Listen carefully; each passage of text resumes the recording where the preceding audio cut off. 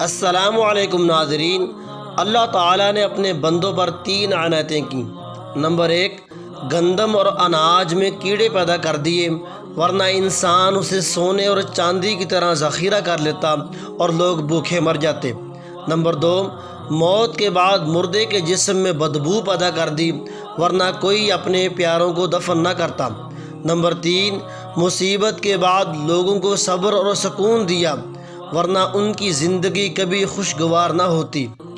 تو تم اپنے رب کی کون کون سی نعمتوں کو جھٹلاؤ گے؟